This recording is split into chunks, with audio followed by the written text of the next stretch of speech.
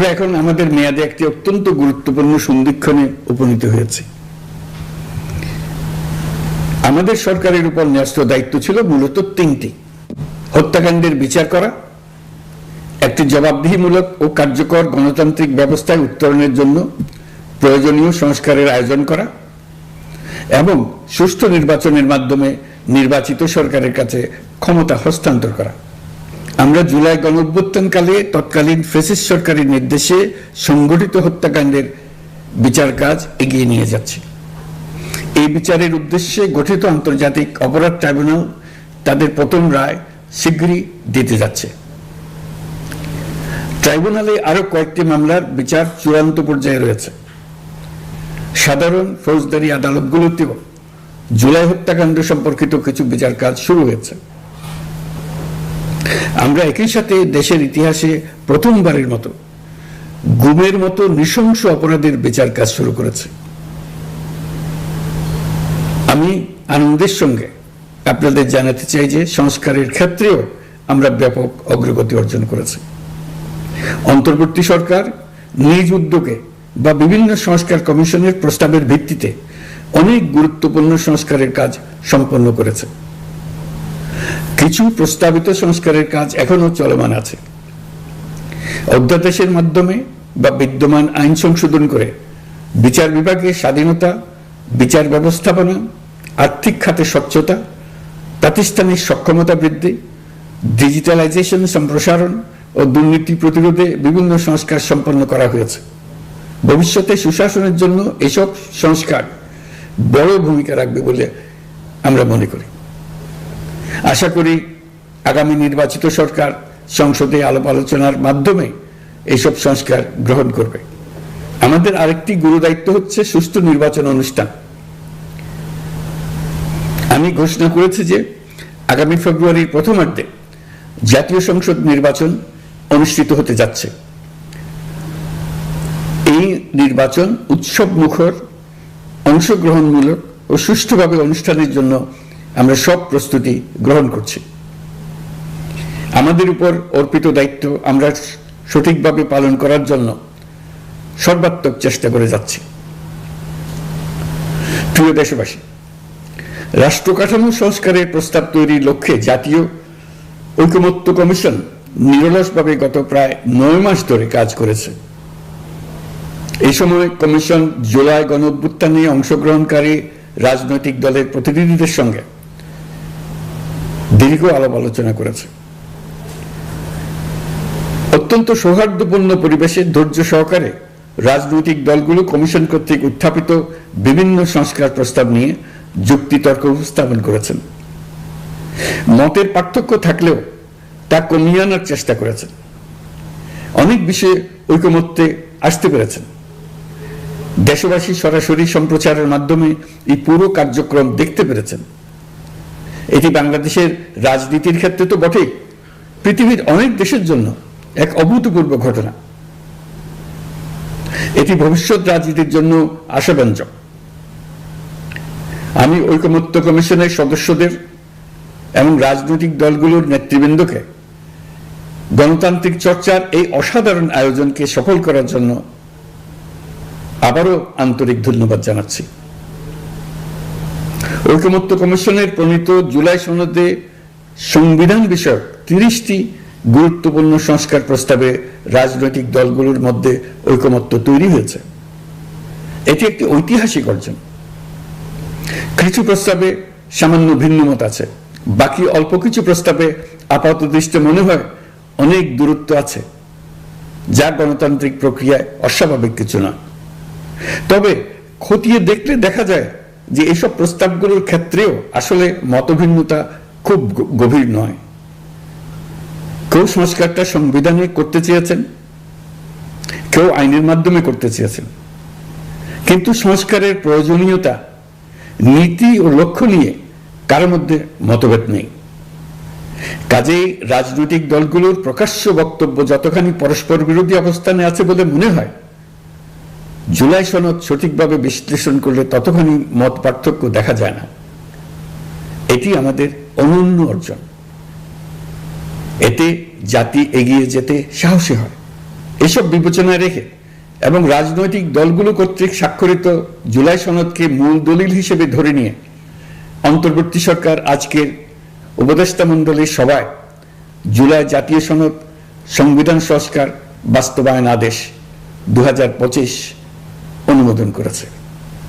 এটা বিরাট খবর। প্রয়োজনীয় স্বাক্ষর শেষে এটি ইতিমধ্যে গেজেট নোটিফিকেশন করার পর্যায়ে পৌঁছে গেছে। জুলাই সনদ বাস্তবায়নের লক্ষ্যে এই আদেশে আমরা গুরুত্বপূর্ণ কিছু বিধান গ্রহণ করেছি। এর মধ্যে রয়েছে সনদের সংবিধান বিষয়ক সংস্কার প্রস্তাবনার উপর গণভোট অনুষ্ঠান এবং পরবর্তী সময়ে সংবিধান সংস্কার পরিষদ গঠনের সিদ্ধান্ত। আমরা সকল বিষয় বিবেচনা করে সিদ্ধান্ত নিয়েছি যে আগামী জাতীয় সংসদ নির্বাচনের দিনই গণভোটের আয়োজন করা হবে, অর্থাৎ জাতীয় নির্বাচনের মতো গণভোটও ফেব্রুয়ারির প্রথমার্ধে একই দিনে অনুষ্ঠিত হবে। এতে সংস্কারের লক্ষ্য কোনোভাবে বাধাগ্রস্ত হবে না। নির্বাচন আরো উৎসবমুখর ও সাশ্রয়ী হবে।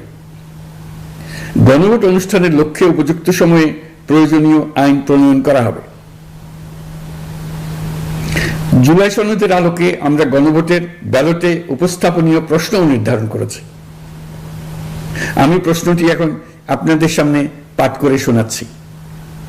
প্রশ্নটি হবে এরকম: আপনি কি জুলাই জাতীয় সনদ সংবিধান সংস্কার বাস্তবায়ন আদেশ 2025 এবং জুলাই জাতীয় সনদের লিপিবদ্ধ সংবিধান সংস্কার সম্পর্কিত নিম্নলিখিত প্রস্তাবগুলোর প্রতি আপনার সম্মতি জ্ঞাপন করছেন? ক, নির্বাচনকালীন সময়ে তত্ত্বাবধায়ক সরকার, নির্বাচন কমিশন এবং অন্যান্য সাংবিধানিক প্রতিষ্ঠান জুলাই সনদে বর্ণিত প্রক্রিয়ার আলোকে গঠন করা হবে। খ, আগামী সংসদ হবে 2 কক্ষ বিশিষ্ট।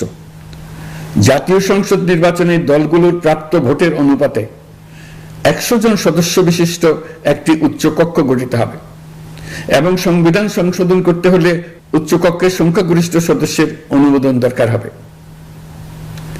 গ, সংসদে নারীর প্রতিনিধি বৃদ্ধি, বিরোধী দল থেকে ডেপুটি স্পিকার ও সংসদীয় কমিটির সভাপতি নির্বাচন, প্রধানমন্ত্রীর মেয়াদ সীমিতকরণ, রাষ্ট্রপতির ক্ষমতা বৃদ্ধি, মৌলিক অধিকার সম্প্রসারণ, বিচার বিভাগের স্বাধীনতা ও স্থানীয় সরকার সহ বিভিন্ন বিষয়ে যে 30টি প্রস্তাবে জুলাই জাতীয় সনদে রাজনৈতিক দলগুলোর ঐকমত্য হয়েছে সেগুলো বাস্তবায়নে আগামী নির্বাচনে বিজয়ী দলগুলো বাধ্য থাকবে।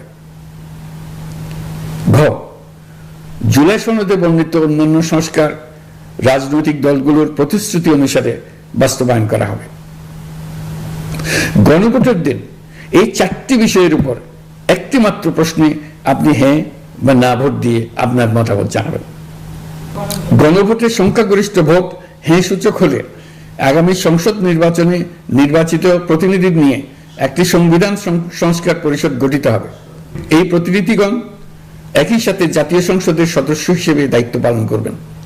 পরিষদ তার প্রথম অধিবেশন শুরুর তারিখ হতে 180 কার্য দিবসের মধ্যে সংবিধান সংস্কার করবে। সংবিধান সংস্কার সম্পন্ন হওয়ার পর 30 কার্য দিবসের মধ্যে সংসদ নির্বাচনে প্রাপ্ত ভোটের সংখ্যানুপাতে উচ্চকক্ষ গঠন করা হবে। এর মেয়াদ হবে নিম্নকক্ষের শেষ কার্য দিবস পর্যন্ত। জুলাই সনদ বাস্তবায়নের অঙ্গীকারনামা অনুসারে সংবিধানে জুলাই জাতীয় সনদ অন্তর্ভুক্ত করার ব্যবস্থা গ্রহণ করা হবে। এটিও আজকে অনুমোদিত আদেশে উল্লেখ করা হয়েছে। প্রিয় দেশবাসী, অভ্যুত্থানের পর দায়িত্ব গ্রহণ করে অর্থনীতিকে গভীর গহ্বর থেকে উদ্ধার করা ছিল আমাদের জন্য একটা বিরাট চ্যালেঞ্জ। গত 15 মাসে আমরা সেই চ্যালেঞ্জ উতরাতে সক্ষম হয়েছে। রপ্তানি, বৈদেশিক বিনিয়োগ ও রিজার্ভ সহ অর্থনীতির সবগুলো সূচকে দেশ ইতিবাচক ধারায় ফিরেছে। লুট হয়ে যাওয়া ব্যাংকিং খাত ইতিমধ্যে ঘুরে দাঁড়িয়েছে। মানুষের আস্থা ফিরে এসছে। ব্যাংকিং খাতকে আরো শক্তিশালী করতে নানামুখী পদক্ষেপ চলমান রয়েছে। অভ্যুত্থান পরবর্তী সময়ে বিভিন্ন দেশের বৈদেশিক বিনিয়োগ হ্রাস পেলেও বাংলাদেশে গণ অভ্যুত্থান পরবর্তী প্রথম বছরে বৈদেশিক প্রত্যক্ষ বিনিয়োগ অর্থাৎ FDI 19.13% বৃদ্ধি পেয়েছে। এটি বৈশ্বিক প্রবণতার বিপরীতে এক অনন্য অর্থনৈতিক দৃষ্টান্ত স্থাপন করেছে। আগামী সপ্তাহে ডেনমার্ক ভিত্তিক মায়ার্স গ্রুপের মালিকানাধীন এপিএম টার্মিনালস বিভি এর সঙ্গে লালদিয়া কন্টেইনার টার্মিনাল প্রকল্পে 30 বছরের কনসেশন চুক্তি স্বাক্ষর হতে যাচ্ছে। এই চুক্তির আওতায় ইউরোপীয় এই কোম্পানি $550 মিলিয়ন বিনিয়োগ করবে। এটি এই যাবৎকালে বাংলাদেশে ইউরোপের সর্বোচ্চ একক বিনিয়োগ। লালদিয়া হবে দেশের প্রথম বিশ্বমানের গ্রিন পোর্ট। প্রিয় দেশবাসী, প্রায় 1.5 যুগ ধরে আমাদের জনগণ ভোটাধিকার থেকে বঞ্চিত ছিলেন। তারা আজ আসন্ন নির্বাচনে তাদের ভোটাধিকার প্রয়োগ করার জন্য উন্মুখ হয়ে আছেন। আগামী ফেব্রুয়ারিতে সুষ্ঠু নির্বাচন অনুষ্ঠানের বিষয়ে অভ্যুত্থানের সপক্ষে রাজনৈতিক দলগুলোকে অবশ্যই ঐক্যবদ্ধ থাকতে হবে। তা না হলে জাতি এক মহা বিপদের সম্মুখীন হবে। এই সম্পর্কে আমি আগেও একাধিকবার আমার আশঙ্কা প্রকাশ করেছি। ফ্যাসিবাদের বিরুদ্ধে 2024-এর জুলাইয়ে মৃত্যুর মুখোমুখি শির উঁচু করে দাঁড়িয়ে দেশবাসী যে ঐক্য গড়ে তুলেছিল, আমরা জীবিতরা যেন অল্প স্বল্প ভিন্নমত ও লঘু বিবাদে জড়িয়ে তার মর্যাদা ক্ষুণ্ণ না করি।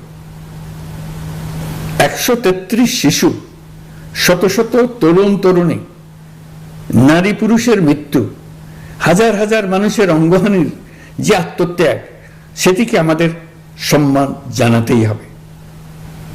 দেশের আপামর জনগণ সামান্য যা চায় তা হচ্ছে এই অগণিত হতাহতের স্মৃতির প্রতি শ্রদ্ধা জানিয়ে আমরা সবাই যেন ভিন্ন মতের প্রতি সহিষ্ণুতা দেখাই।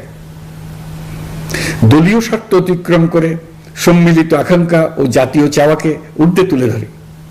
তাই আমি আশা করি আমাদের এই সিদ্ধান্ত জাতির বৃহত্তর স্বার্থে রাজনৈতিক দলগুলো মেনে নেবে।